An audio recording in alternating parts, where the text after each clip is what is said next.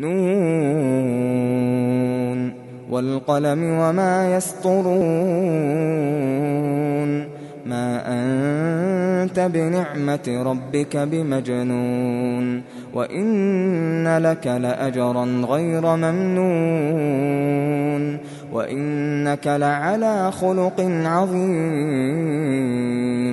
فستبصر ويبصرون بأيكم المفتون إن ربك هو أعلم بمن ضل عن سبيله وهو أعلم بالمهتدين فلا تطع المكذبين ودوا لو تدهن فيدهنون ولا تطع كل حلاف مهين هماز مشاء بنميم مناع للخير معتد أثيم عتل بعد ذلك زنيم أن كان ذا مال وبنين إذا تتلى عليه آياتنا قال أساطير الأولين سنسمه على الخرطوم إنا بلوناهم كما بلونا أصحاب الجنة إذ أقسموا ليصرمنها مصبحين ولا يستثنون فطاف عليها طائف من ربك وهم نائمون فأصبحت كالصريم فتنادوا مصبحين أن اغدوا على حرثكم إن كنتم صارمين فانطلقوا وهم يتخافتون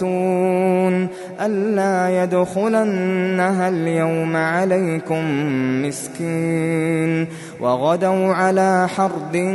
قادرين فلما رأوها قالوا إنا لضالون بل نحن محرومون قال أوسطهم ألم أقل لكم لولا تسبحون قالوا سبحان ربنا إنا كنا ظالمين فأقبل بعضهم على بعض يتلاومون قالوا يا ويلنا إنا كنا طاغين عسى ربنا أن يبدلنا خيرا منها إنا إلى ربنا راغبون كذلك العذاب ولعذاب الآخرة أكبر لو كانوا يعلمون إن للمتقين عند ربهم جنات النعيم أفنجعل المسلمين كالمجرمين ما لكم كيف تحكمون أم لكم كتاب فيه تدرسون إن لكم فيه لما تخيرون أم لكم أيمان علينا بالغة إلى يوم القيامة إن لكم لما تحكمون سلهم أيهم بذلك زعيم أم لهم شركاء فليأتوا بشركائهم إن كانوا صادقين يوم يكشف عن